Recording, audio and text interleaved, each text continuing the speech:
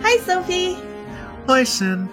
Hi, everyone, and welcome to the Snack Covenant, episode 242. Sophie, tell us what we're doing here today. Well, Sin, today on the Snack Covenant, we've gotten fucking sick of waiting for Elden Ring, so we're designing it ourselves. That's right. We've designed 4 areas each for Elden Ring for a grand total of 8, which is apparently enough for an open-world game.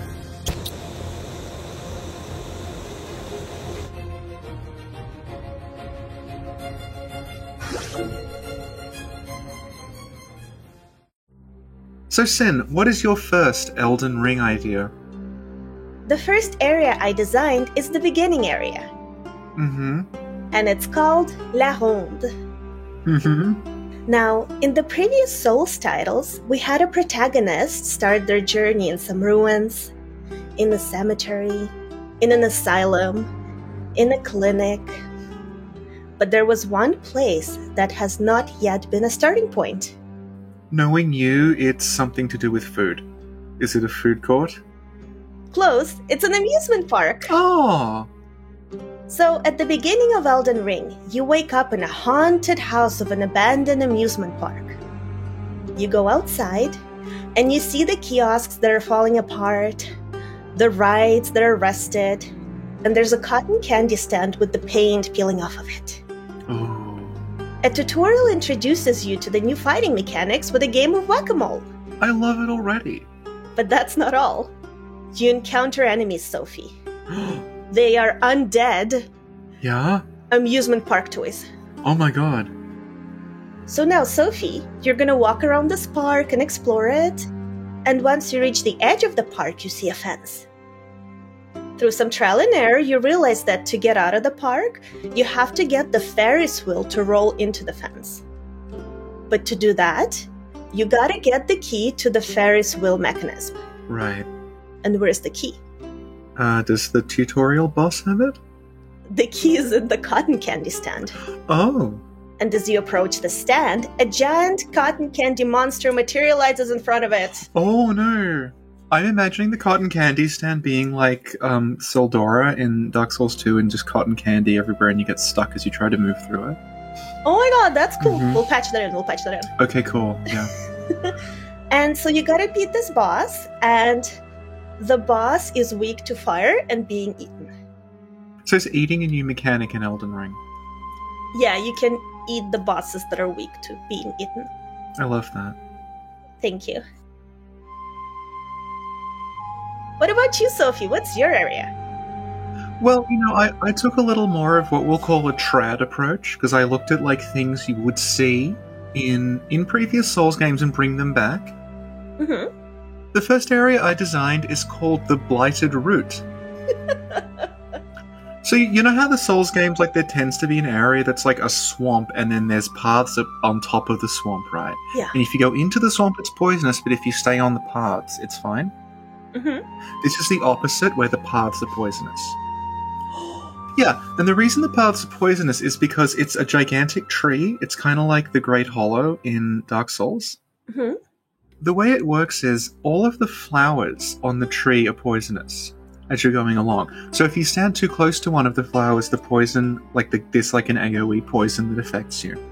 So you have to shoot the flowers down with a bow and arrow.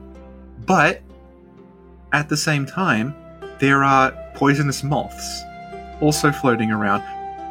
So if you stay in one place too long trying to shoot the flowers down, the moths will get you. If you try to jump off the branches, it's an instant death fall. It's okay because I designed an NPC with a very tragic story. So the NPC, right? They're called Ash Knight Adelheid. The ash is supposed to be a reference to ash trees, but they'll stick the word ash in and everyone will argue about what it's a reference to. They'll think it means like ash, like you burned them. Genius. Genius, I know, it's going to get better. And they're voiced by Lucy Briggs Owen. Of course. Of course. And she's trying to get to the base of the tree because there's some sacred wood there, right? Okay. There's a spear that's carved from the wood of the sacred tree. Mm-hmm. Alright. But here's the good part. Mm-hmm. The dialogue and the item descriptions were translated by 2 different people. So half of them call it the sacred tree. and half of them call it the Holy Tree. And this leads to an ongoing argument about whether it's two different trees. I feel like this is the most Soulsborne thing ever. I'm trying to give the fans what they want. So the boss of the area is a giant woodlouse. So do you know what a woodlouse is? They have a different name. They're like a bug that has a different name depending on where you are. So like here they're called slaters, and in some places they're called pill bugs, in some places they're called roly-poly bugs. So they're the ones that are like little armadillo bugs. Yeah, little armadillo bugs. So it's one of those, and it's called the Writhing Blight. Oh. Ooh, it gets better. And it just has Rom's moveset.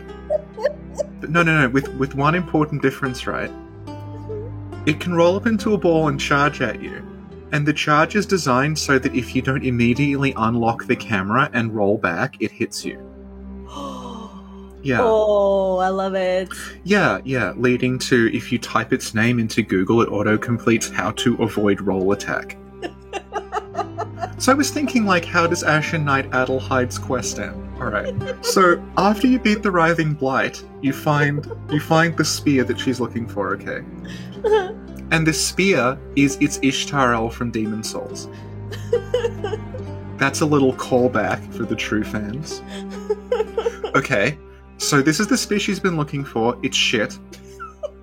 It has, like, B scaling in faith and gives you very negligible HP regen. So when you find it and you go back to give it to Adelheid, she's dying of poison, and she dies before you get the spear. Oh no. But then if you reload the area, her corpse has become a tree. And when Vardy is streaming it live and he sees this happen, he sweats and starts to fan himself. Because it's so sad. And he could get so many videos out of it. Oh, shade! I know! So that's my first area, the Blighted Root. Bravo. Thank you. Sin, what is your next area? My second area is the hub area. And it's called un abri souterrain. Mm-hmm. The hub in Elden Ring is an underground vault. Right. Which has 101 written on the circular metal door leading to the vault. Mm-hmm. Interesting. And there are rooms in the vault, and you can occupy whichever room you want, as well as decorate it however you like.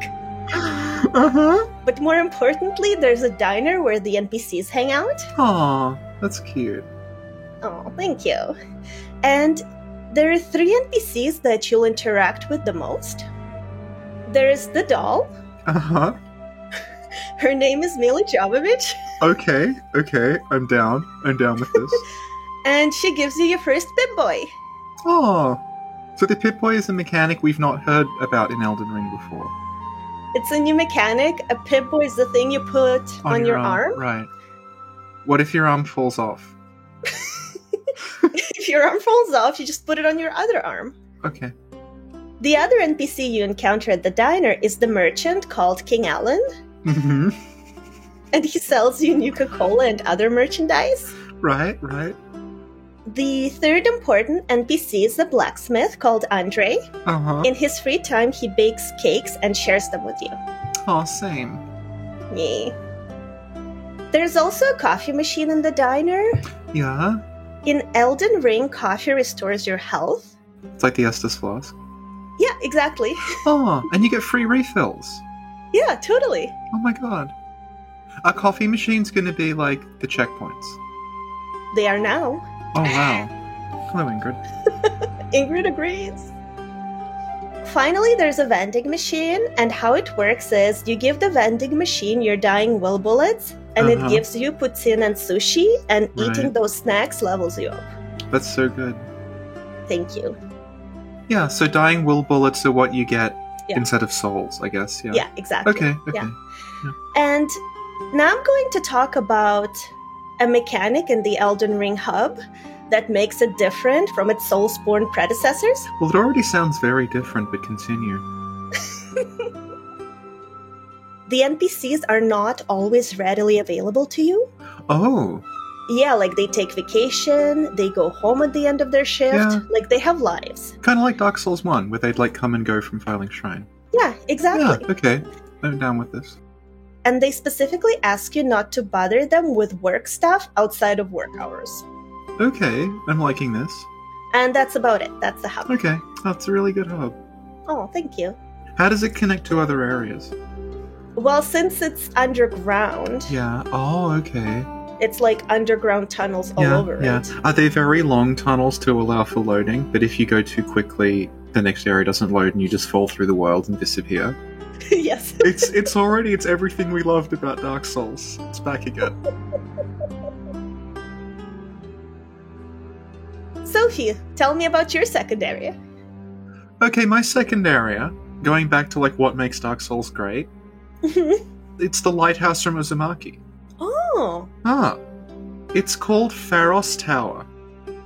So you know how there's a legendary like ancient lighthouse called the Pharos Lighthouse?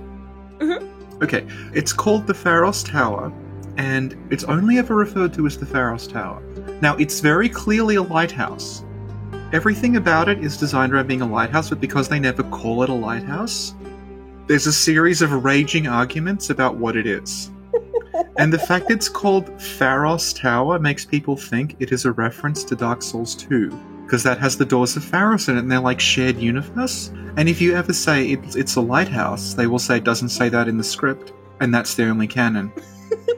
So, because there's like this sea of fog, okay, in Elden Ring, I'm guessing there's this lighthouse that does something important, and your goal is to get to the top and turn the beacon on. So you start at the bottom, and then you have to go up. But at the bottom, because it's near the beach, there's an NPC, right? Mm-hmm. And her name is Shell Collector Sigrid, and she's voiced by Lucy Briggs Owen. She is a trading NPC, right? She's kind of like the crows. She collects shells from the beach, and if you give her shells, she gives you random items in reward. And she keeps talking about returning to the sea, but the quest goes nowhere. Oh. And then it's discovered through data mining that she was going to turn into a fish. But they cut it out, and now it doesn't matter anymore. But the dialogue referring to it is still in there. So what you're saying is, it could mean anything. It could mean anything. Even though she's looking out at other fish people in the ocean. And she says, one day I'll return to them. Because that part was removed, there's no indication of what she's talking about. It could be anything. You have to climb up the tower, right? And it's kind of like the church workshop in Bloodborne. Right. We have to go inside and outside. So inside, because it's a lighthouse, there's oil zombies. And they're covered in oil from the light, right? And they cover you in oil, they vomit on you like the students in Bergenworth. And when you have oil on you, fire does 5 times as much damage, so it's pretty much an instant death. Oh my god. Then if you go outside, it's raining, and the rain washes the oil off. Oh, that's good. But that mechanic is never explained. And every time someone finds it out, they post on Reddit immediately that they just discovered it. And if anyone else then says later on, oh yeah, I found this out, they'll say, you got that from me. Now, okay, so outside, right? Mm-hmm. There's no oil zombies, but there's really annoying, there's like giant seagulls. They don't really do much damage, but they knock you back. So when you're outside of the house, the seagulls hit you and you fall down. So you don't actually die from the seagulls, you die from the fall. And the best part is, right, Yeah. because you fall down to the bottom, that's where Sigrid is. And as you're falling, it triggers her hello dialogue. So every time anyone is playing, they're falling off the side of the lighthouse and they hit the bottom. And then as they're falling, they hear, hello again, tragic thing. And that becomes a meme. Okay, so the goal in the lighthouse, right, is you have to replace the lens. The lens is in the basement, and you have to carry the lens from the basement to the top. And when you find the lens, it's like 5 times the size of the player character. Oh my god. And then you press circle, you just acquire it. It's not clear what's going on. Okay, this is where it gets interesting. The boss of the area, right, Mm-hmm. is one of the moths Mm-hmm. from the Blighted Root that's scaled up about like 3 or 4 times. And it just flies around in a circle. And sometimes it lands, but if you have a ranged weapon, you can kill it pretty much instantly. Okay, that's good. Yeah. I feel like this game tries to be fair with bosses like that. Yeah. Even though everything else is bullshit. Yeah. Sin, what is your next Elden Ring area? So this area is called Sacre Bleu, Oh. and it's a giant, horrible Elden Ring swamp. Oh. If you go in it, you'll be in swamp goo up to your neck, Right. which makes it practically impossible to move around in it. Yeah. Also couldn't attack, I'm assuming. No, but there's like a billion enemies around you. Right, okay. And there's a couple of ways you can go through this area. There are big rocks that peek out of the swamp, Mm-hmm. and you can try jumping from rock to rock Right. using the usual horrible Soulsborne jumping mechanics. I love it. I love it. Thank you. Alternatively, you can just try to walk through the swamp, Mm-hmm. but in addition to being like super slow and not being able to use any weapons or spells or whatever, you have to drink an antidote every 20 seconds or else you'll die. Oh. But that's not all. Sin, you're spoiling us. When you make it halfway through the swamp, Mm-hmm. the Bed of Chaos appears. Oh. And it's the same fight, but in that swamp. Right. And you might think, well, this is a little unfair. Yeah. But remember how I told you that the NPCs have lives? Yeah. So, let's say you respected the NPC boundaries. Mm-hmm. You didn't bother them during their breaks. You didn't ask them to do work during their off time. When you reach the swamp area, the doll calls on your cell. Is your cell separate to your Pip-Boy? You know what? Maybe we'll patch the cell into the Pip-Boy. Okay. Thank you, Sophie. So, the doll calls you on your Pip-Boy and says, "Hey, you mentioned going to the swamp, so I called a friend and asked if they could lend you their ship." And at this point, this awesome giant ship pulls up in front of you and you board it. And now you control the ship and you can go through the swamp no problem. That sounds great. Yeah, and you can crush everything and you move fast because you're on a ship. Yeah. And when you reach the Bed of Chaos, you just shoot it with your cannons. Okay. And it's just like the funnest level ever. That sounds great. Thanks. Sophie, what's your third area? Okay, my third area is called the Old Foundry of Old. So this is a repurposed concept from Bloodborne. You know, when I was showing off like the unused, the old Bloodborne map, there was like that big factory with the big smokestacks. Yeah. It's that area. They didn't want to get rid of it, they liked it, so they reused it for Elden Ring. Okay. Okay, and tying into the world of Elden Ring, this is when all the people's bodies start to fall apart. They start to build metal parts for themselves, so it's a foundry where they make all the metal parts, like the Valkyrie lady's metal arm. Right. It's a big factory. Okay. Yeah. So the gimmick is that there's so much smoke in the factory you can't see where you're going, Mm-hmm. and a torch is completely useless because there's just smoke in front of you. Like the shaded wood. Do you remember in Dark Souls 2 there's the woods where it's like so misty it doesn't matter? Like you pull out the Yeah. torch and you can't see. It's that, right? Okay. But no. But, right? Yeah. The level is also just a series of walkways suspended above vats of molten metal. Oh my god. So if you fall off, you die instantly and they have no railings. Oh my god. So it's kind of like a cross between Tomb of the Giants and Crystal Cave.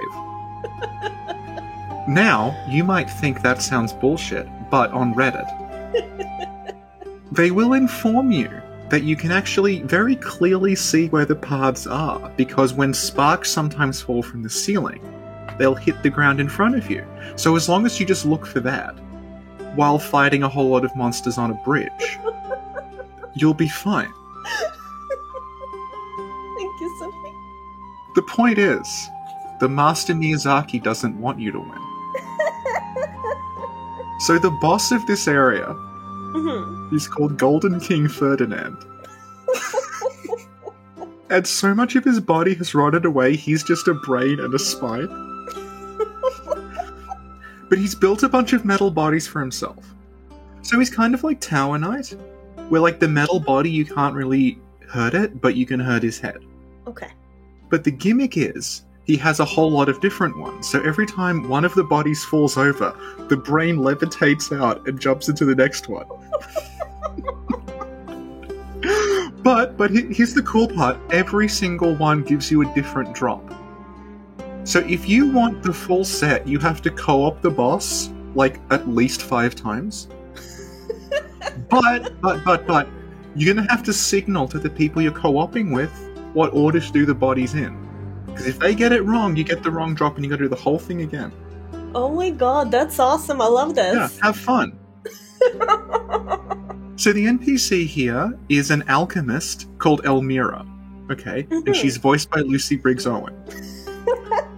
So she's a little bit of a more vague character. Where you first meet her, she says, "I have a score to settle." You never see her again, but then she's a summon for the boss. And then when you beat the boss with her, she disappears completely. But if you go back to the hub, she's dead. And then you check her item descriptions, and it says that she went there to seek forbidden knowledge to save her homeland, but then learned her homeland was already lost. And when Vardy plays that part live, and he sees it, he just sighs contentedly. Aww. It's sad. So, Sin, what is your next area? Well, my fourth and final area is called La Lune. The moon plays an important role in the Soulsborne series. So, at the very end of Elden Ring, you climb a ladder that goes all the way to the moon. Does it fall from the moon? Because I'm imagining like the player character pulls a lever and then a ladder just falls out of the sky. That's exactly how I envisioned it. Oh my god. As you explore the moon, you notice the moon is full of super giant houses, huge malls. Okay. I have to stop you there for a question. Yeah. Do you need a spacesuit? That's a very good question. I did not think of that. Yeah. Because, it has to be realistic. Let's say in the previous area you had to get a spacesuit. Okay. If you don't wear your spacesuit, then as you're climbing the ladder, your head explodes or whatever. So, as you explore the moon in your spacesuit, you notice the moon is full of giant houses and super huge malls, and just everything's really, really big. Yeah. And when you knock on the giant doors, people don't open the doors, but they sort of tell you through the door that they're staying inside and they don't want to go out because they're scared of the evil king who lives in the castle. Oh no. So eventually you make your way to this giant castle. Yeah. And the doors of the castle burst open to reveal a mecha. Ooh. Yeah, and the mecha is wearing a crown, so you know that's the evil king. Of course. And then you fight the mecha, and during the 5th phase of the fight, the mecha reveals the Moonlight Sword. Oh. So then you defeat the mecha, and you get the sword, and when you do that, everybody who was hiding in their houses before, they're happily leaving their places and going outside. And obviously all the inhabitants of the moon are also mechas. And they tell you that whoever has the Moonlight Sword is the ruler of Mecha City. And since you have the sword now, you're their new ruler. Oh. And as their new ruler, you get free snacks for life and all episodes of Reborn on Blu-ray. Wow. The end. Sophie, tell me your final area. My fourth and final area is the Cathedral of the Tomb of the Eclipse. Okay, so this is the cathedral area that all their RPGs have to have. Mm-hmm. And it's very interestingly constructed because as soon as you walk in, you can just walk directly to the boss. You don't have to do the rest of the level. And if you look at the area from outside, the room the boss is in isn't there. And as Reddit inform you, that's because it's trying to tell you that the world is broken. There's so many ways to interpret it. But if you go through the area and you explore it, there is a very, very obvious pathway, and the pathway leads to a huge door. But the door never opens. And then later on they patch the game, so it's just a wall with a door painted on it. And so the boss of the area, right? He's called Argyle the Silent Hierophant. And very interestingly, he looks a lot like the oil zombies from the lighthouse. Very interestingly. Yes, interestingly. And it's later revealed through data mining that he used to be the boss of the lighthouse area, and they replaced him with a moth later on. Okay. Nothing in the area really makes sense, but in the DLC, you go to a past version of the area, Oh no. and that's got a boss behind the door. Oh my god. I know. Is it a mecha? Well, the boss is a character who's mentioned on item descriptions but never shows up. Oh. I know. That's all planned out. The NPC for this area, right? Mm-hmm. They're a priestess called Yuli. Yuli, voiced by Lucy Briggs Owen. And she's very, very meek and timid, and she says that she's come to the cathedral to rescue her sisters. So throughout the cathedral, if you choose to actually do the level, because it's a dead end, there's actually no point in ever going there. Oh. You can rescue these other priestesses, and they gather in the middle of the cathedral, right? Okay. When you rescue all of them and tell Yuli, and then reload the area, Yuli's killed them all. Why? And she's standing over their bodies cackling.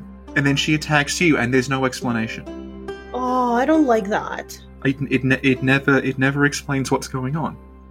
And then when she dies, you get a special hat. What kind of hat? I just imagine like a hood or something that's like not very useful, but you have to do that if you're a completionist. Thank you, Sophie. So, Sophie. Yes. Do you think we could combine both our ideas together to make an 8-level Elden Ring? I think we could. Do you feel like it's coherent enough? Absolutely. I can see the videos now. I can see like, Elden Ring, did you know the mecha on the moon is a reference to Metal Wolf Chaos?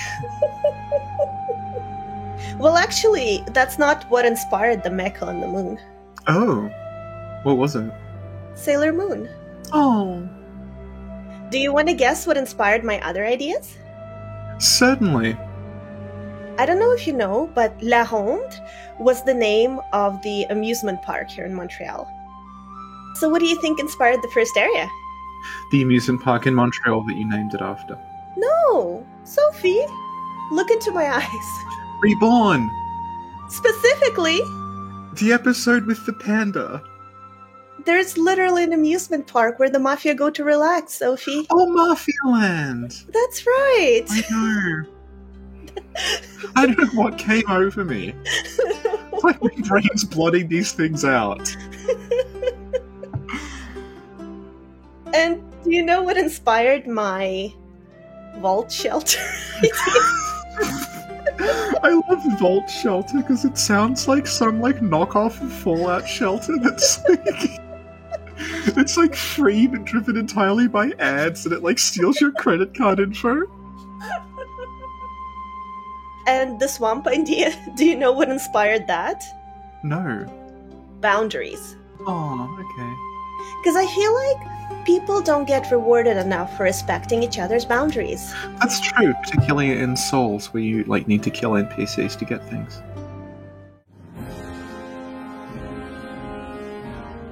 Sophie, do the outro. That was Snack Covenant episode 242. Sin and Sophie design Elden Ring. Of your ideas, which one do you hope ends up in Elden Ring? Oh, for sure the mecha's on the moon. Right, okay, yeah. And of your ideas, Sophie, which one do you hope ends up in Elden Ring? I hope it's the NPC who's at the bottom of something you fall off, and their dialogue triggers every time you fall off it. It's got a lot of meme potential. Well, thank you, Sophie. Thank you, Sin.